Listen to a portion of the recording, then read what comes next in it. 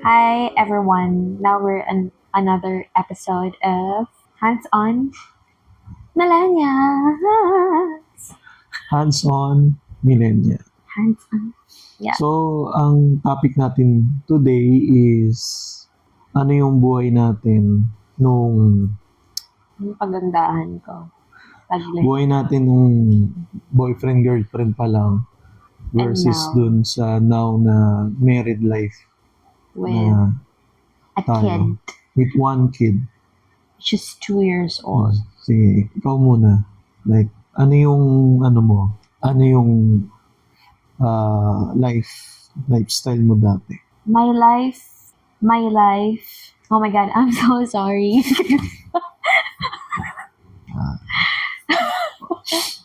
Ano ba yung Miss Universe. routine. Kasi mga routine yan. Usual, strong, independent girl, working. I'm working and I travel a lot. I travel most of the Asian countries. And then I work hard because I can't depend on anyone else but me. Hindi ako magsalita ngayon. Ang sakit ng Ang tamis ito. ng drinks no? Oo, alam ko kanina pa ako siguro dalawang ganito na ako. Dahil lang dyan. Anong dalawang Nakadalawang Sinasalina mo full. ng tubig? Oh, hindi, ito. Habang nagka-coffee ako nun yan. Para Maya-maya, umiinom ako kasi lalamunan mo. kaya nga eh. Puhunan mo pa naman. So, going back. So, Tapos ikaw, ako, independent din. Independent. Ako kasi wala rin din ako ganong inaasahan. Na-travel ako ng konti. Mahilig ako mag-hike before. Yung mga 1 to 2 days tour lang na hike. Ganon. Kasi hindi ako pwedeng masyadong mag-extend ng time. Kasi nga, busy ako mag-work, busy rin ako mag-aral. Sabay kasi yun eh. Working student ako eh. Full-time ako sa work, full-time din ako sa school. Kasi pinipilit kong magtapos ng studies kasi nga, ayokong bumalik kasi sa senior high. Di ba kasi may K-12, di ba? Nung nabalitaan ko yun na may K-12, sabi ko, sayang yung pinag-aralan ko ng college. K9 na lang dong. K9. So, hindi K9 na lang po. So, yun yung buhay ko dati umiikot sa aral, bahay, in konting travel. Konting landi. Konting lang konting lang. Hindi yung usap ngayon yung mag-boyfriend, mag-jowa tayo before. Yun nga. Paano nga tayo, boyfriend, girlfriend? Kaya nga, kinikwento ko pala yung lifestyle. Okay. Akala ko So, and then, boyfriend, girlfriend tayo, dati, I think nung may boyfriend, girlfriend, boyfriend, girlfriend pa lang tayo, siguro mas may me time pa rin kasi tayo nung time na yun. Meron tayong sobrang clingy natin sa isa't isa, no? sobrang clingy. Akala mo hindi nagkita na isang taon. Tuwing nagkikita naman kami every week. Sobrang clingy niya sa akin. Grabe, like, bakit? Mga tries a week ba? Parang 2 to 3 times a week nagkikita tayo. Hindi date tayo outside. Ba't di mo alam? Ha? Alam ko naman. Pero syempre, Parang nag-iisip ka, 2 to 3. May iba ka bang mini-meet bukod sa akin? ha? Depende. Ayop ka. Hindi, kasi parang meron pa rin kasi tayong like privacy. Ako, pag hindi tayo Ngayon. ano na lang, Ngipin na lang yung may privacy. ngipin na lang may privacy. Tsaka kasi before, yun nga, partly, We have so many boundaries. Oo, Tsaka ano boundary. talaga. I would say surface level lang yung ano natin. Relationship natin compare ngayon talaga. Mas nag-deep through challenges and Oo. away. the more na lumalalim, The more na lumalalim yung away. the more na lumalalim samahan, the more na lumalalim di Sama ng, hindi. Sama na Sama ng loob. Hindi kasi I think, hindi mo siya totally away. Kasi, syempre, kahit magkasawa tayo, magkaiba pa rin tayo ng personality, di ba? Maano pa rin tayo. Mayroon pa rin tayong, kailangan we stir up evenly talaga palagi. Kasi parang kape, di ba ang kape, mapakla yung kape, matamis yung asukal, masyadong makarema yung gatas, di ba? Para maging mas masarap yung kape, kailangan mo siyang haluin na maigi, di ba? Parang ganun din yung marriage. Kailangan mapaghalo nyo maigi yung pagsasama nyo. Especially pag may bata na. Hindi tulad ng pag may boyfriend, nung mag-boyfriend-girlfriend pa lang tayo, may boundary tayo kapag gusto lang natin na Nagkita. makikita, or like, Kasi na-surprise niya ako sa office. I remember. no. Kaya hindi mo na kasi na-surprise. Paano ko tayo susurprise? Work from home tayo. Paano tayo susurprise? Gaganon lang ako sa game. Ba't sinusurprise naman kita? Sumisilip ako ng ganun katago Oo nga. palagi, di ba? Visit ka dun. Mga paka-creepy. At least surprise ka pa rin, di ba? Sa ibang way nga lang. Kilig ba kapag ka boyfriend, girlfriend? Ako Kinikilig. sobrang bihira ko kiligin. Sa akin? Hindi, Ba't ka naligaw? hindi, kailangan ba lagi ka kinikilig para malaman mo mahal? Oo, required yun. Record yun, B. Hindi, kasi yung kilig parang ano lang yun eh. Ano, pag 3 umiihi ka. times lang yun. Oo, pag umiihi lang. Kaya gano'n lang. Like, hindi ako kinikilig talaga sa relationship. More on talagang Ngayon ko lang nalaman pag yun. love. After all these years. My God, I can't believe it. Hindi ka pala kinikilig sa akin ng mga time na yun. Hindi. Like, Sige, explain mo lang. Explain siguro mo kasi, pa. ano na agad, kapag Pakitang tao lang pala yung boyfriend, girlfriend mo. hindi, Dati, pakitang bakit tao lang. kilig, nagbe-base ba ang boyfriend, girlfriend sa kilig? Okay. Tapos, Kumbaga para sa akin, pang ano lang yun, 3 times lang na surface lang na ano. Para sa akin, kapag gusto ko yung tao, syempre, naglo-look after na ako na dapat, syempre, mahal ko na siya, ganon. okay. Lalo na pag pinursok, di ba? Pag pinursok ko yung isang tao, bakit, hindi ko magets na bakit, Sige na. Sana. may naiinis. Igigil ako sa'yo. So, ngayon, mag-asawa na tayo. Tapos, Oo. meron tayong baby. Ano yung mga ways mo para katulad pa rin dati na mag-jowa tayo? Yung kailangan Ano yung mine-maintain mo? Kung may mine-maintain ka man. Ano ba to? Harapan, ano ba to? Ang tawag doon? Face off? Face off ba to? Siguro siguro na-convert siya into other things. Like what? Like, for Diba, example. before kasi, di ba, sinusurprise kita sa office mo, nandun ako sa baba, or binibigyan kita ng mga random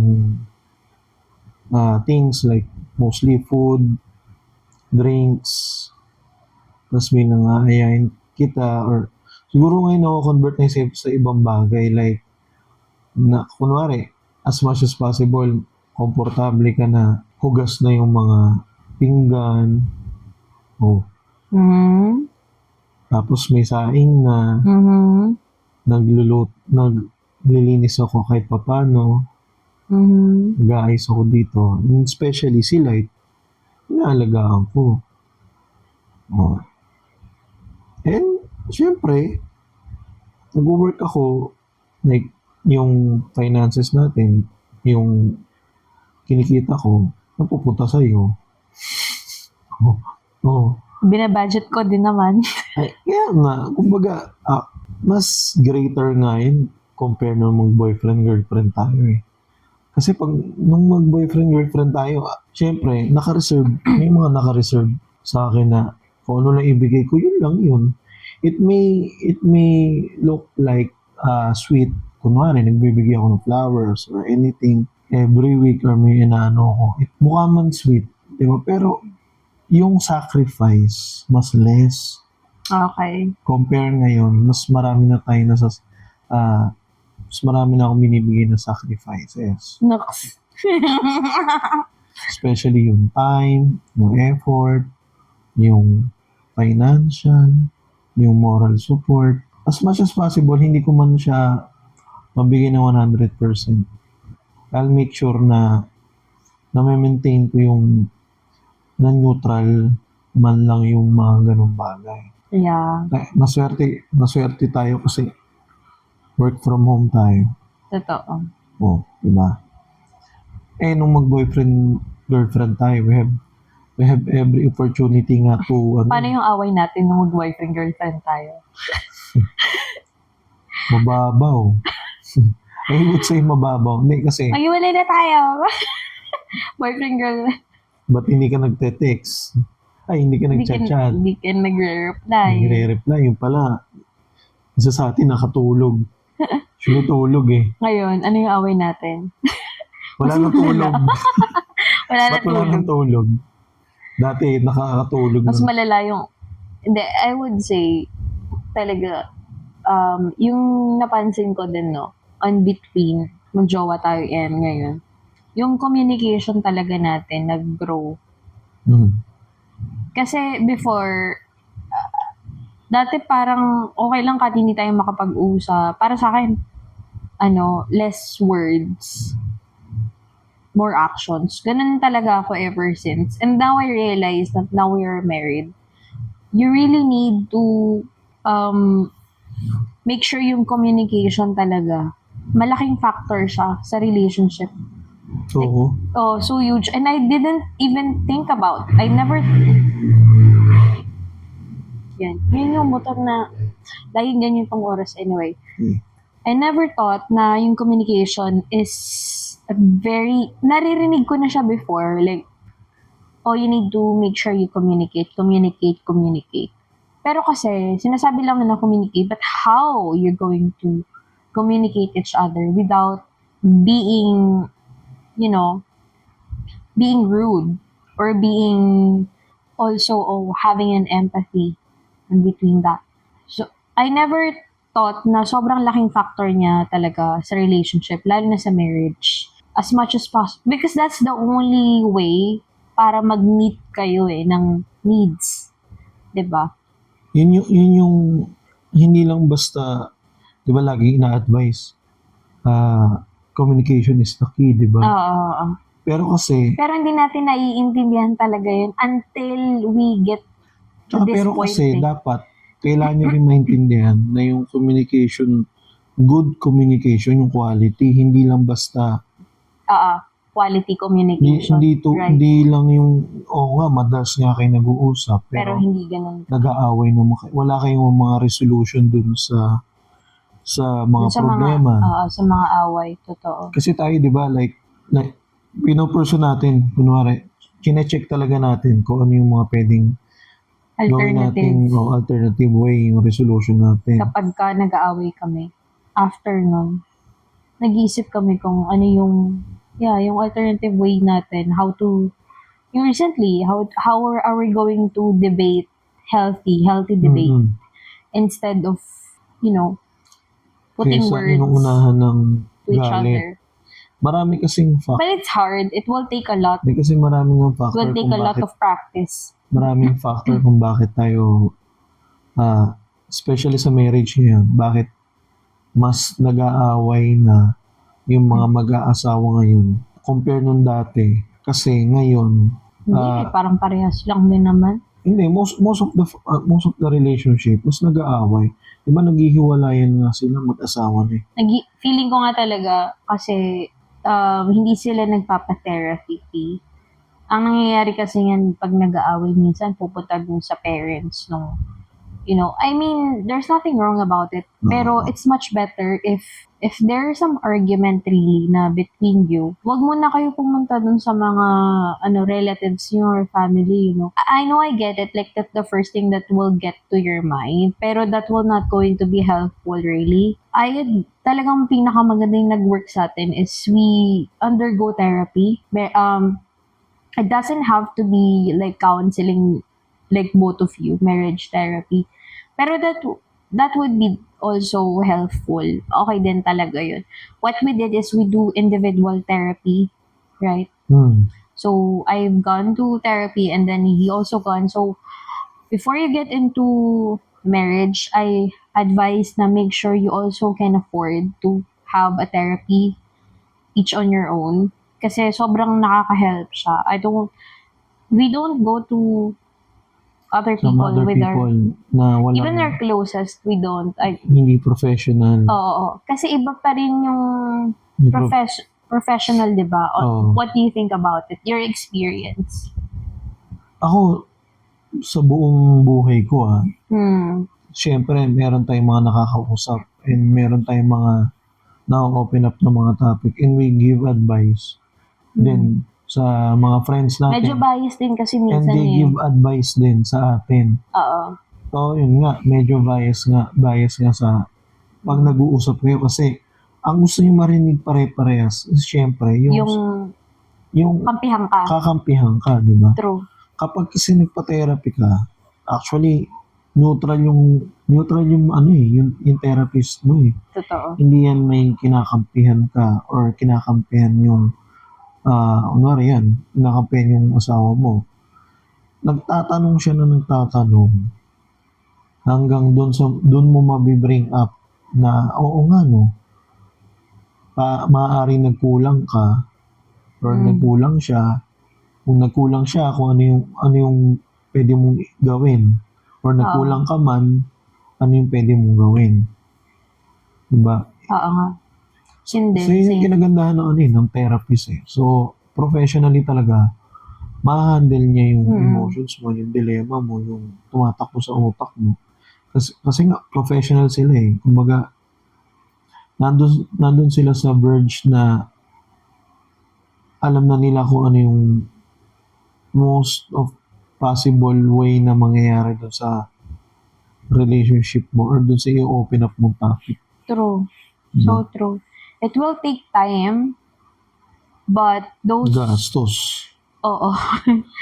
Pero buti na nga lang sa amin kasi it's part of our insurance. Oo. So, malaking help talaga yun na we have part siya ng insurance kaya hindi kami gumastos din. Pero I highly advise talaga na meron talaga kayong therapist kasi akin sobrang laking tulong niya sa akin.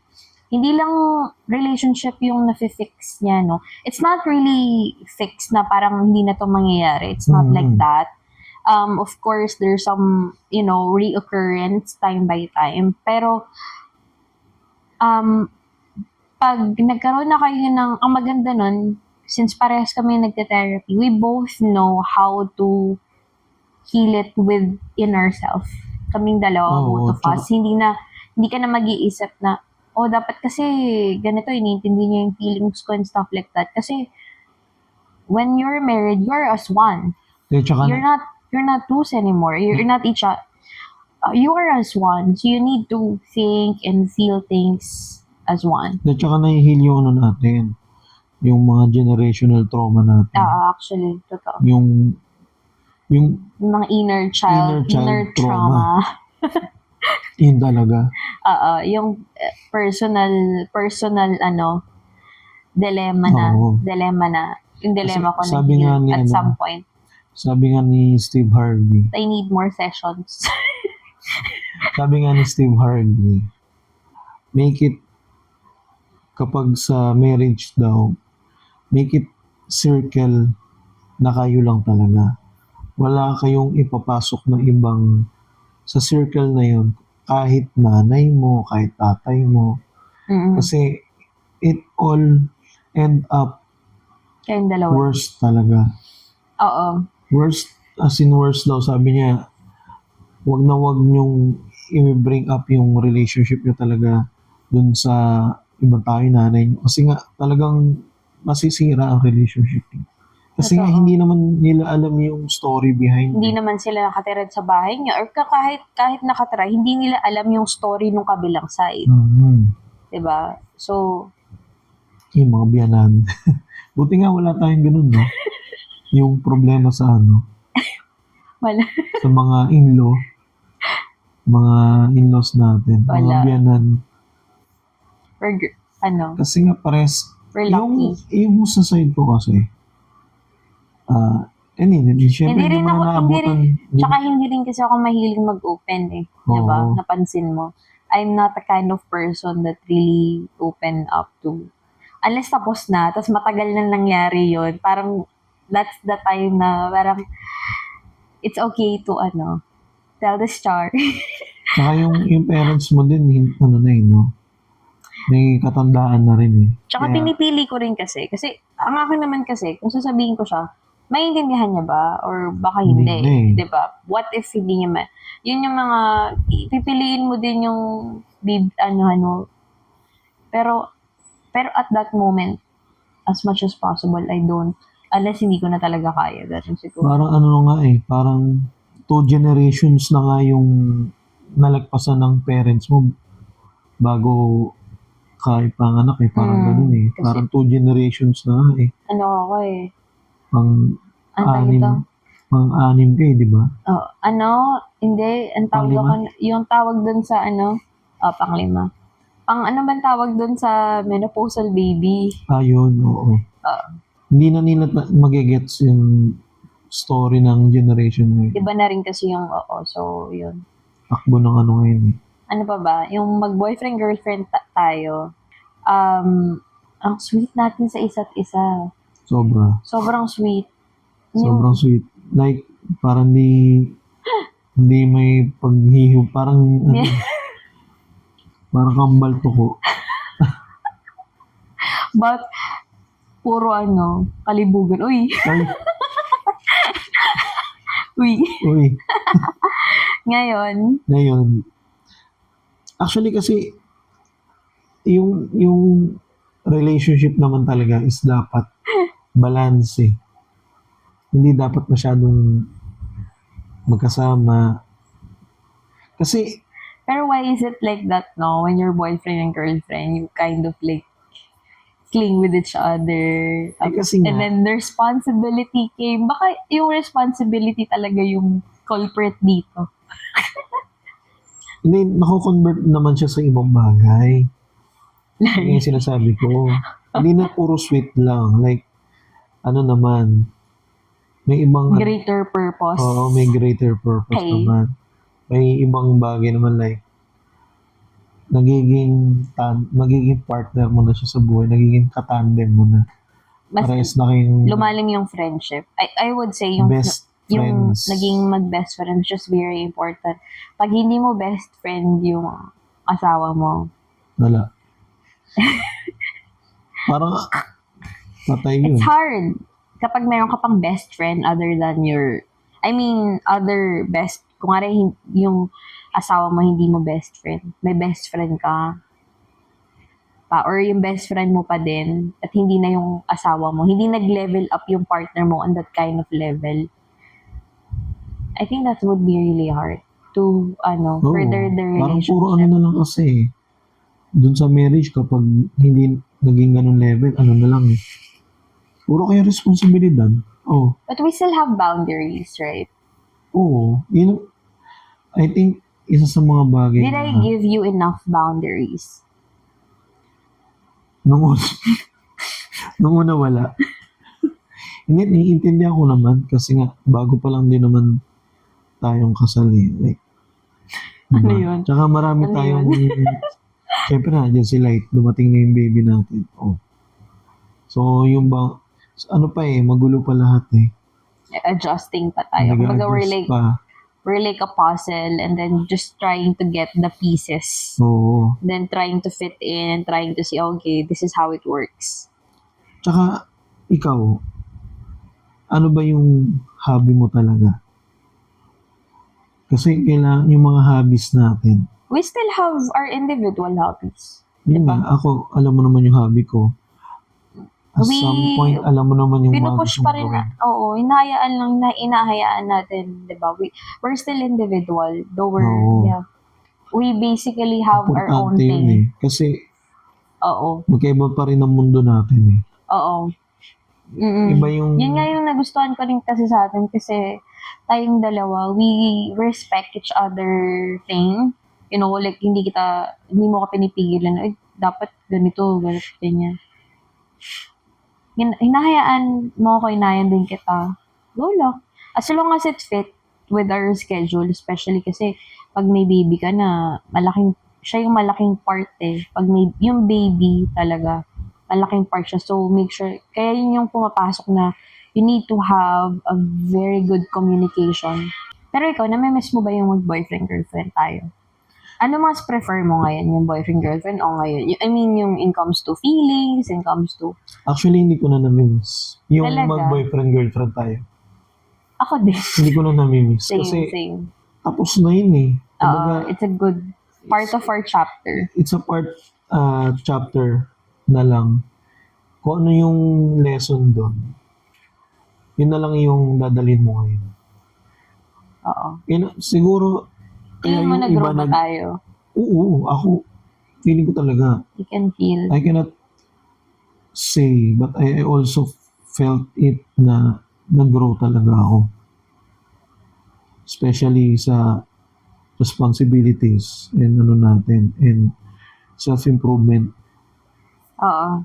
Tsaka mas may purpose ka Kapag may mas purpose ako ngayon compare dati. Dati, alam mo yun, yung kahit ang haba na ng tulog mo, parang pagod ka pa rin. Alam mo yun? Kasi wala kang purpose Ngayon kasi, Ngayon kumbaga na, kahit nga natulog ko, 5 hours lang. kumbaga may masarap na sa daan akin yun may daan na kasi yung ano natin. Mas masarap kasi magpahinga ng may purpose. Kesa yung matutulog ka nang wala kang dahilan. Kasi hindi ka pagod. Pagising mo, anong gagawin mo? Oo nga. Parang natutulog ka for the sake of, parte na lang ng katawan mo. Lagi Routine ng katawan mo. purposeful, lagi kang may task na kailangan gawin na. Yun. Kung hindi tulad ng... Your ikigai. I have just finished that book. I love it. So that's it. That's it. Marami pang... Are we happy? Happy ako. Content? Oo. Yeah. But, peace. Are you in peace right now? Mapapos ka na Hindi. Yung peace kasi, depende sa yun Ako, hindi ko masasabing 100% at peace. I think it's a roller coaster ride. How about peace 1? 1 piece, 2 piece? Funny. I think siya, joy and happiness. Okay. So, that's it. I think. So, stay tuned sa mga susunod pang episode sa aming podcast. Vodcast. See ya. Yeah. Bye.